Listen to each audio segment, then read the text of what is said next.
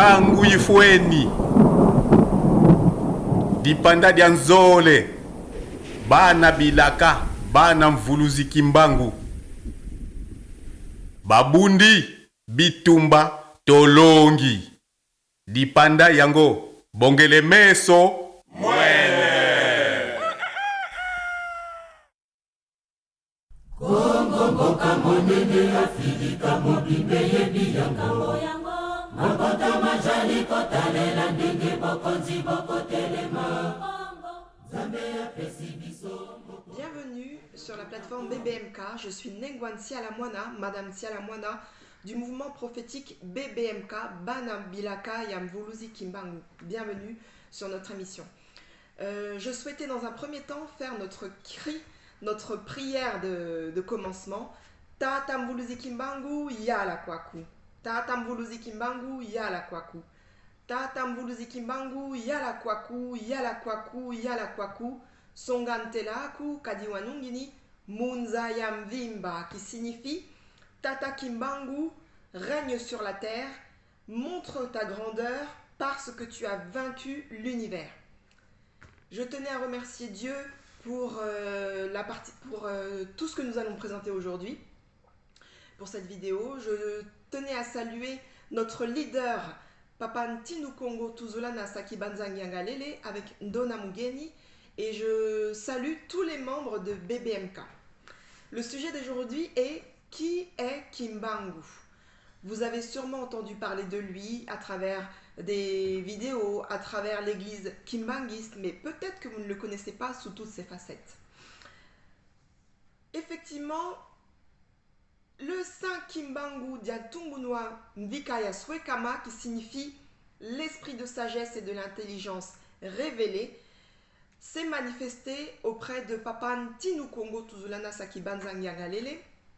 Je vous ai déjà présenté dans les précédentes vidéos ce livre qui s'appelle Kukiele, ou bien Clarté ou Vérité.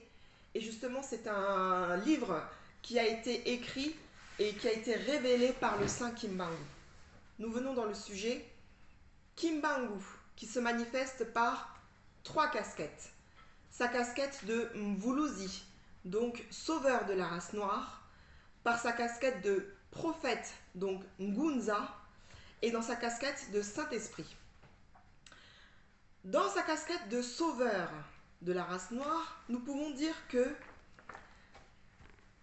Papa Kimbangu est l'envoyé divin, une valeur de référence qui est venue spécialement pour libérer la race noire. Il est né à Nkamba, au Congo central, le 12 septembre 1887. Il est le sauveur de la race noire au même titre que Maître Jésus de Nazareth, ou le prophète Mohamed et Maître Bouddha le sont pour leurs peuples respectifs. Il s'est marié à Maman Mwilu Kiawanga, avec qui ils ont eu 3 enfants, 3 hommes, Papa Kisolokele Lukelo, Papa Dialungana Kiangani et Papa Diangenda Kuntima. Il est le sauveur de la race noire dans le sens où il est venu pour éveiller les consciences au peuple Congo, qui était à l'époque colonisé, envahi par les Belges, et il est venu pour faire cesser l'esclavage et la colonisation, et il est venu enseigner la Bible à sa manière pour qu'il puisse réveiller les consciences afin que l'homme noir revienne à sa saine spiritualité. On parle de sa casquette de sauveur de la race noire. Dans sa dimension de Ngunza ou prophète, il est venu prophétiser le 10 septembre 1921 à la population Congo qu'il y aurait des indépendances dans les pays d'Africa et au Congo exactement aussi. Il a annoncé également d'autres prophéties qui ont eu lieu et d'autres qui sont en cours et d'autres qui sont encore à venir. Dans les prophéties, bien sûr, il avait parlé des indépendances des pays d'Africa, on l'a bien vu dans les années 1960. Il a prophétisé également que les peuples issus de l'Africa partiraient à cause des mauvaises gouvernances de leur pays dans les pays étrangers, pour ainsi connaître et apprendre leur savoir-faire. Il a également prophétisé que cette diaspora issue justement des peuples d'Africa partis hors de l'espace Congo et partis durant le temps de l'esclavage reviendrait pour construire une Africa nouvelle, un Afrique, un Congo nouveau. C'est ce qui va se passer dans les années à venir. Le processus est en cours et nous pouvons également le voir dans l'actualité.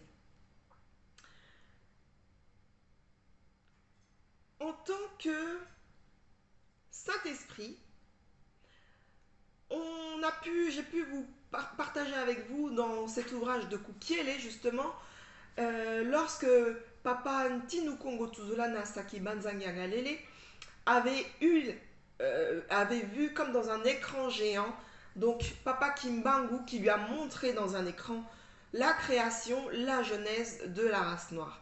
Et effectivement, Papa Tinu avait vu des mains de noirs qui façonnaient, qui modelaient la forme d'un homme, dans un premier temps, et la forme d'une femme, et qu'il a donné le souffle de vie. Et à ce moment-là, on parle de Saint Kimbangu, puisqu'il s'est manifesté en tant que créateur, c'est-à-dire l'esprit qui a modelé, qui a donné le souffle de vie par rapport à l'image que Dieu a faite de l'homme. Donc, Dieu Tout-Puissant, le Dieu suprême, a pensé à la création de l'univers, de l'homme, de tout ce qui pouvait y vivre.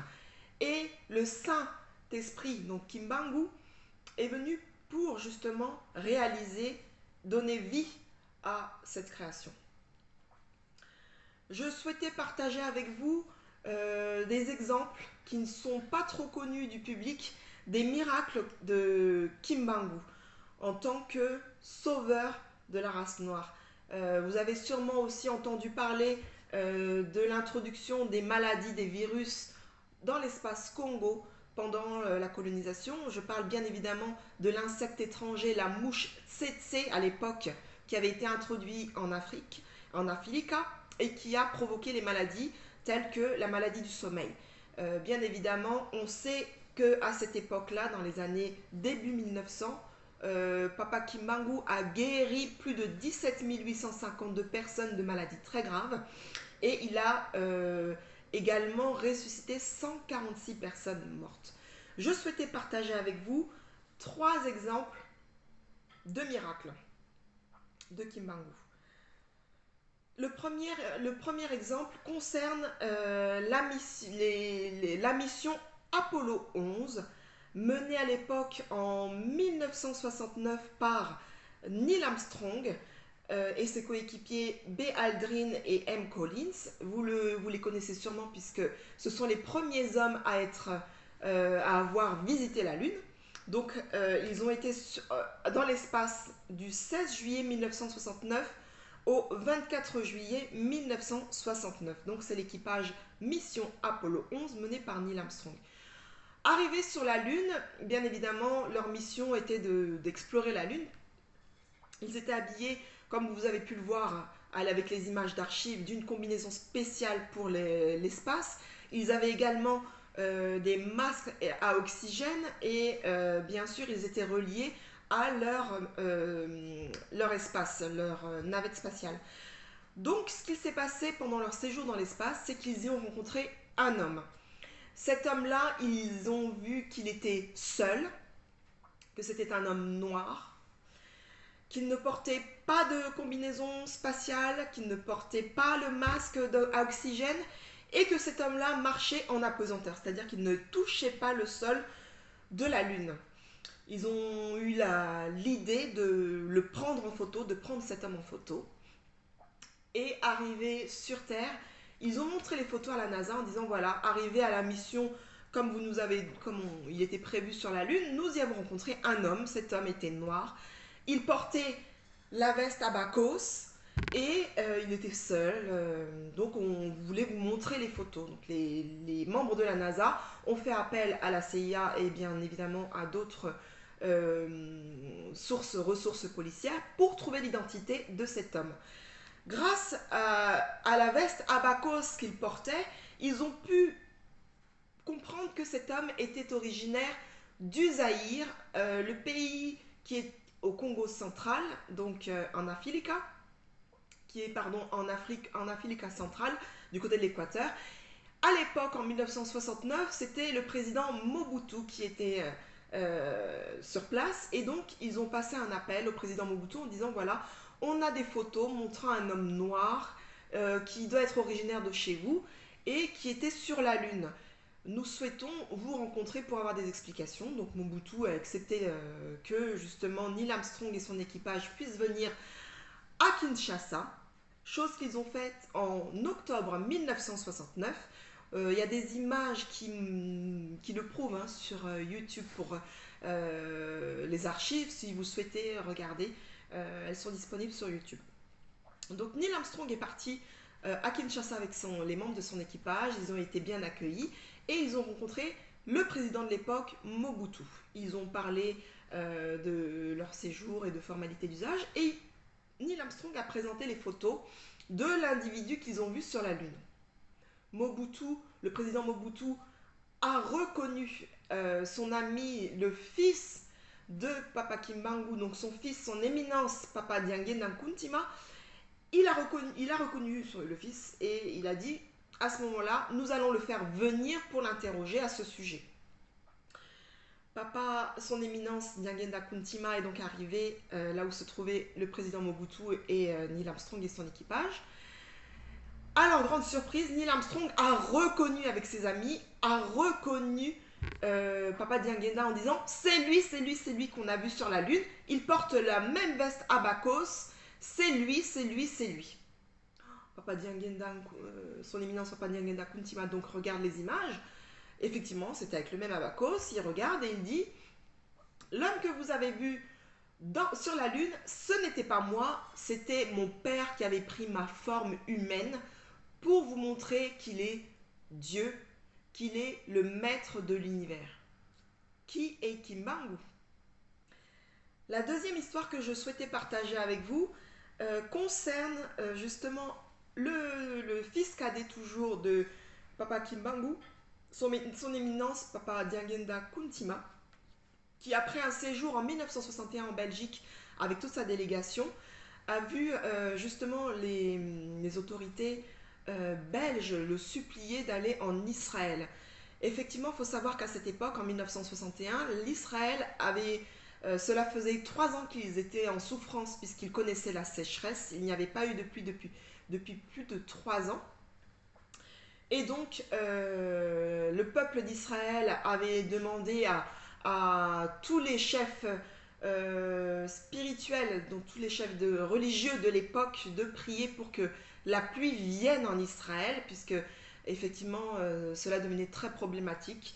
Donc on peut voir qu'on a su que les chefs juifs, donc les autorités juives de l'époque, ont fait des jeûnes et prières qui n'ont pas abouti. Ils ont fait appel à d'autres religions qui n'ont pas abouti, et donc les autorités belges, ayant vu l'opportunité d'avoir sur leur terre donc le fils de Papa Kimbangu, l'ont supplié, en parlant bien évidemment avec les autorités israéliennes, en disant voilà, nous avons peut-être une solution pour vous, le fils de Papa Kimbangu que nous connaissons très bien, parce qu'il faut savoir que les Belges connaissent très bien qui est Kimbangu dans toute sa dimension. Les archives ont été bien évidemment enregistrées, gardées chez eux et ne sont pas divulguées, mais sont consultables. Et donc, ils ont proposé au peuple israélien, donc aux autorités israéliennes, de leur envoyer son éminence Papa Diangenda Nkuntima, qui pourrait peut-être les aider. Donc, son éminence Papa Diangenda Nkuntima est parti en Israël. Il y a été accueilli, bien évidemment, par le commandant suprême des armées d'Israël à l'aéroport, et avec sa délégation, ils l'ont emmené bien sûr à l'hôtel. Donc son éminence Papa Diangenda Nkuntima s'est retrouvé dans sa chambre d'hôtel, gardé, surveillé par l'armée. Il s'est retrouvé seul. En fait, juste avant, excusez-moi, le commandant des armées l'a accueilli et lui a dit voilà, cela fait 3 ans qu'en Israël il ne pleut pas. Nous souhaitons que vraiment tu implores ton père pour qu'il puisse de nouveau pleuvoir en Israël. Nous te laissons dans ta chambre. Ils l'ont laissé dans la chambre et Papa Diangena Kuntima s'est retrouvé seul. Il était un peu pris de peur et de panique sous la pression et donc il a dormi profondément. Il a dormi profondément. Il a été réveillé au petit matin par le téléphone qui a sonné dans sa chambre. Il n'a pas répondu au premier appel. Un deuxième appel s'en est suivi. Il n'a pas répondu. Et quelques minutes plus tard, à sa grande surprise, il y a le commandant des armées qui rentre dans sa chambre accompagné du premier ministre israélien de l'époque. Ils étaient trempés, tout mouillés. Et en rentrant, ils ont dit « Ton vœu a été exaucé, tu es le véritable fils du prophète. Nous avons des inondations partout depuis la veille, puisqu'il a plu toute la nuit. On peut dire que Kimbangu est le plus puissant parmi les puissants. Lui, c'est un sauveur universel. Nous t'accueillons en terre d'Israël. La terre d'Abraham, d'Isaac et de Jacob t'accueille avec joie et bonheur. » Qui est Kimbangu? Celui que le peuple d'Israël dit qu'il est le plus puissant parmi les puissants. Lui, c'est un sauveur universel. Effectivement, ils ont vu le miracle de la pluie qui est arrivée après que le fils de Papa Kimbangu ait foulé le sol d'Israël. Qui est Kimbangu? Je reviens dans une deuxième vidéo pour faire une deuxième partie et profiter de vous parler du troisième miracle de Kimbangu. A tout de suite. Tangu ifweni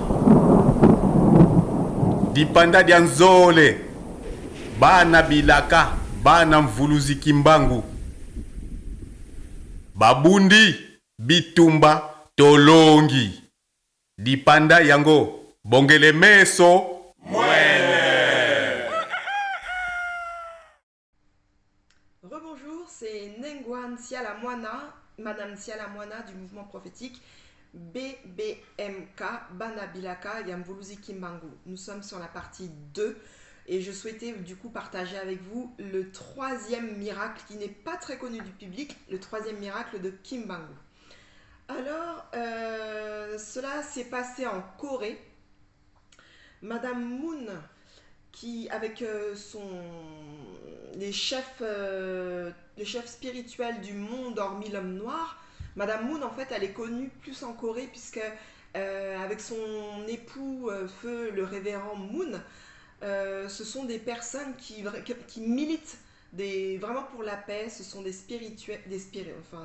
personnes spirituelles, et ils sont toujours en quête de paix sur Terre. Ils ont vraiment un mouvement pour que ils trouvent la paix sur Terre. Et à cette époque-là, alors on ne connaît plus très bien les dates, mais Madame Moon, avec les grands chefs spirituels, était partie faire une retraite dans une montagne sacrée en Corée sur plusieurs jours. Et le but de leur retraite, c'était de demander à Dieu vraiment des pistes de solutions pour qu'il y ait la paix sur Terre. Et ils souhaitaient aussi connaître la face de Dieu, voir Dieu. Donc, arrivés sur la montagne sacrée, ils ont fait des prières pendant plusieurs jours. Et un beau jour arrive un homme entouré de vraiment une lumière très très intense. Cet homme qui se dirigeait vers eux était un homme noir, habillé avec le pagne à l'africaine. Et donc Madame Moon, avec les personnes qui l'accompagnaient sur ce temps de retraite, ont eu peur. Ils se sont dit « Oh là là, mais qu'est-ce qu'il fait là, le noir ? Est-ce que c'est un diable ?» Parce que malheureusement, l'homme noir est associé à tout ce qui est démoniaque. Et donc, ils prennent courage et demandent à la personne « Mais qui es-tu » Donc l'homme arrive vers eux et il leur dit « Mais vous m'avez appelé, me voici. »« Oh, comment ça vous m'avez appelé ?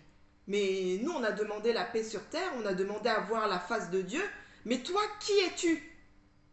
L'homme noir répond, vous m'avez appelé, me voici. Allez dire à mes enfants, plus précisément à Nkamba. Kamba, il faut savoir que c'est une ville sainte en RD Congo. Donc il a demandé à ce que Madame Moon et les personnes qui l'accompagnaient à la retraite, en retraite, aillent en terre sainte de Kamba, là où il y avait son fils à l'époque, Papa Diangenda Kuntima, qui était le chef spirituel de l'église kimbangiste. Et donc cette personne, Kimbangu, leur a dit, allez voir mon fils Ankamba, dites-lui que vous avez demandé Dieu et que je me suis présenté à vous. Ainsi, mon peuple, la race noire, saura qui je suis et vous entendra, vous qui m'avez fait appeler, ils vous croiront, puisque justement vous n'êtes pas de la race noire, donc vous n'êtes même pas des kimbanguistes, mais allez transmettre le message que vous avez vu, que vous m'avez vu, que vous avez appelé Dieu et que vous m'avez vu. Alors Madame Moon, avec sa délégation, bien sûr, est partie en terre sainte de Nkamba pour aller rencontrer le chef spirituel de l'époque, le fils de Papa Kimbangu, qui était Papa à son éminence Diangena Kuntima. Donc ils sont partis à Nkamba, on fait passer le message à l'église kimbanguiste en disant voilà, nous on était partis faire une retraite pour demander la paix sur terre et nous avons demandé la face de Dieu et nous est apparu Kimbangu en disant vous m'avez appelé, me voici. Bien sûr, le message était adressé à l'église kimbanguiste, mais c'était un message qui en réalité était adressé à tous les Noirs sur Terre. Il faut savoir que malheureusement, pour nous, l'homme noir, nous sommes quelque part déracinés, puisque il faut savoir qu'en Africa, l'homme savait très bien prier, savait très bien communier avec Dieu. Sous malheureusement les colonisations, les missionnaires, comme on l'entend par mission, sont venus sur le continent d'Africa avec des faux évangiles pour y introduire la religion chrétienne. Il faut savoir que c'était une mission qu'ils avaient. Donc c'était la mission qu'ils avaient, c'était de justement d'éloigner tous les Noirs originaires d'Africa de Dieu, de les faire couper, de les faire perdre, de les faire oublier leur culture, leur spiritualité, de les casser par justement ce noyau. Or, si vous regardez bien, la plupart des chrétiens sont originaires des pays d'Africa, mais ils sont originaires ils sont chrétiens par justement on va dire le baptême forcé qu'ils ont eu pendant les temps où les missionnaires étaient venus en Africa. Il faudrait que vraiment les Noirs originaires d'Africa, parce que nous avons un ancêtre commun que je vous ai déjà lu dans la création, dans le livre Kukiele. Donc ce livre vraiment nous révèle toutes les vérités qui ont été cachées sur nous, l'homme noir. Il faut savoir que nous avons tous une origine commune. Nous avons un ancêtre commun qui a été créé par Dieu, modelé par Dieu. Ici, je vais vous lire page 58 de Kukiele. Les mains qui ont façonné l'homme noir, donc qui ont façonné toutes les races, que ce soit la race noire, que ce soit la race blanche, la race jaune ou la race rouge, c'est le saint Kimbangu qui les a façonnés de ses propres mains, qui a donné vie à l'homme. Je vais vous lire, pour ceux qui ne connaissent pas, je vais vous relire le passage qui dit « Première création de l'homme, race noire » en page 58. Après cette scène, donc c'est Papa Kimbangu, après avoir été en terre sainte de Nkamba pour aller se purifier, c'est Papa Kimbangu qui lui a montré la scène justement de la jeunesse de la race noire. Je voulais vraiment vous la relire pour que vous compreniez la dimension de Kimbangu. Après cette scène, j'ai vu descendre du ciel l'image de deux mains noires au-dessus d'une d'une des 7 chaînes de montagnes volcaniques sous un soleil foudroyant. Son corps n'était pas clairement visible, une fumée noire prenant la forme d'une silhouette humaine apparut nettement sous mes yeux. Elle se mit à modeler le corps d'un homme tout doucement, avec la larve du volcan en plein soleil levant. La deuxième phase de modelage fut celle d'une femme. Elle s'est réalisée le soir en plein soleil couchant.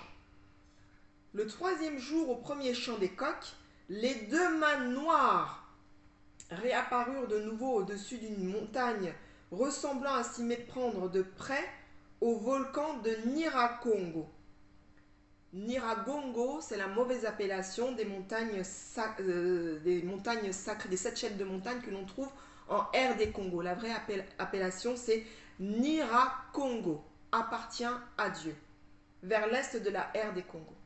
J'ai vu l'image de la même personne qui commença à rassembler ces 2 corps qui étaient semblables à des œuvres de sculpture.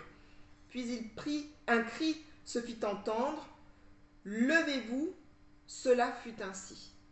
Voilà la création de l'homme, de la genèse de la race noire. Donc ça a été exactement la même pour la genèse de la race blanche, exactement la même pour la genèse de la race jaune, exactement la même pour la genèse de la race rouge, sauf que il a vu que c'était les mêmes mains noires qui façonnaient toujours, qui modelaient comme des sculptures un homme et une femme, parce que la genèse c'est toujours la création de l'homme et la création de la femme, et ainsi après ils ont reproduit la terre par la procréation. C'était pour vous montrer la dimension de Kimbangu. Donc on voit qu'il est esprit. D'ailleurs le corps, il était venu en chair pour être le sauveur de la race noire, pour nous délivrer, nous, de tout ce qui n'était pas pour nous, c'est-à-dire pour nous remettre sur la voie de notre saine spiritualité. Il est avec ses différentes casquettes, donc on l'a vu sauveur de la race noire, il est prophète puisqu'il a prophétisé en 1921 tout ce qui allait se passer dans l'espace Congo, dans la Filika, et on voit qu'il y a des choses qui se sont réalisées, il y a des choses en cours, il y a des choses qui vont à venir, et dans sa facette de Saint-Esprit. Papa Kimbangu avait dit à Ntinu Congo, donc le roi Ntinu, ça veut dire roi divin, celui que Dieu a choisi pour libérer le peuple noir. Donc c'est Papa Tuzolana Sakibanza Nyagalele à qui justement Papa Kimbangu a révélé toutes les choses cachées sur notre identité, sur notre histoire de l'homme noir, sur notre culture, sur les pistes pour se sortir justement du mal que nous rencontrons, nous, hommes noirs originaires d'Afrique. Donc il a bien dit qu'il est notre père et notre frère. Notre frère, pourquoi? Parce que quand il est venu en tant que personne physique, il est né en chair et il était noir. Noir, la peau noire. Notre père, puisque c'est lui, dans la Genèse, qui est notre créateur, c'est lui qui nous a façonné, qui nous a modelé. Et on voit bien qu'il a montré dans l'écran géant à Papa Tuzolana les mains noires qui modelaient vraiment l'homme noir. D'ailleurs, Papa Tuzolana lui avait demandé, mais les mains que je vois, elles sont à qui? Et il avait dit, mais ce sont les miennes, ce sont mes mains qui vous ont façonné, qui vous ont créé, qui vous ont donné le souffle de vie. C'est pour ça qu'il dit qu'il est notre Père. Mais on se rend compte aussi que c'est un sauveur universel. Qui est Kimbangu, sauveur universel également, puisqu'il écoute les prières même des autres races. On l'a bien vu, je vous ai donné l'exemple pour Israël, où justement il n'y avait pas la pluie. Il a écouté leurs supplications. Effectivement, son fils, le fils de Papa Kimbangu, était sur place en Israël, mais il a écouté la prière du peuple d'Israël. Donc il est le puissant parmi les puissants, c'est un sauveur universel. Il écoute tous ses enfants, puisque c'est lui qui a créé toutes les races. Race noire, race blanche, race jaune, race rouge. Mais en tant que personne physique, quand il est venu sur Terre, il est venu pour délivrer la race noire. Il faut comprendre vraiment que nous avons, qu'il est venu nous remettre en arrière. En fait, nous étions dans une voie qui ne nous convenait pas. Nous avons suivi, embrasé des croyances nous avons suivi un sauveur qui n'était pas le nôtre. Il est revenu pour nous dire attention, là où vous étiez perdu, je vous remets sur la bonne voie pour que vous puissiez me suivre, moi Kimbangu, et ainsi avoir la libération spirituelle. Puisque, comme il est écrit dans Kukiele, le moteur de la libération, tout partira de l'espace Congo. Et ainsi, tout le pays d'Africa pourra être délivré. On pourra avoir un Congo et une Africa prospère à condition que l'homme noir revienne à sa saine spiritualité. Il faut bien comprendre que dans ces multiples casquettes, qui est Kimbangu? Sauveur de la race noire? Oui. Prophète? Oui. Saint-Esprit, donc Dieu? Oui. Il faut partager vraiment le message que nous avons perdu un moment de notre identité et nous devons revenir à l'endroit où Dieu nous avait dit d'aller. C'est comme si, je vais vous donner un exemple tout bête, Whirlpool faisait des machines à laver, une machine à laver blanche, une machine à laver noire, une machine à laver de plusieurs couleurs avec des options différentes. Et pour chaque machine à laver, bien sûr, Whirlpool, il a un mode d'emploi. Et pour chaque panne qu'il y aurait, admettons, s'il y a des pannes, il y a un technicien qui est spécialisé pour chaque modèle de machine à laver. Et bien, c'est une image que je vous donne pour vous dire que pour chaque race, il y a un sauveur. Oui, il y a un sauveur que nous devons suivre parce qu'à un moment, nous étions perdus. Kimbangu est venu parce qu'à un moment, nous étions perdus. Mais il faut comprendre aussi que dans sa dimension de créateur, il est Dieu. D'ailleurs, il nous a laissé pour preuve son corps, puisqu'il est venu en corps, en chair. Son corps physique, il est mort en corps physique le 12 octobre 1951. Il est mort après 30 ans, puisque ça, il faut s'en rendre compte aussi, que quand il était sur Terre en tant que personne physique, il a passé 30 ans en prison avec 120 coups de fouet le matin, 120 coups de fouet le soir. Malgré ça, même quand il était en prison, on l'a vu enseigner la Bible à sa façon dans différents coins de l'espace Congo.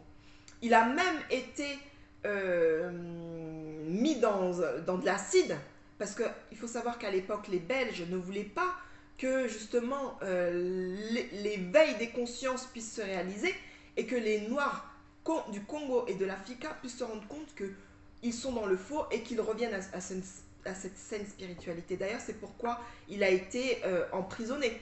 Il n'a même pas commis de crime, Papa Kimbangu. Il n'a pas tué quelqu'un, c'est juste parce qu'il avait prophétisé pour que l'homme noir soit indépendant, libre spirituellement.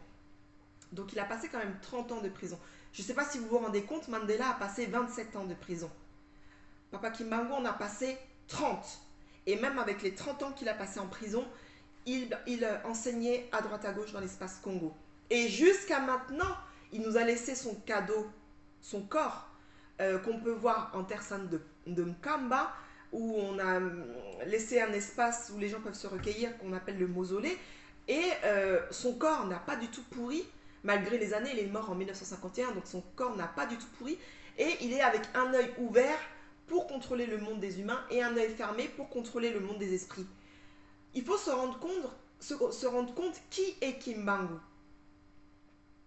Jusqu'à maintenant, il y a des preuves à l'appui, des témoignages sur Internet. Les gens voient Papa Kimbangu. Ils le voient et Papa Kimbangu délivre encore des messages jusqu'à aujourd'hui.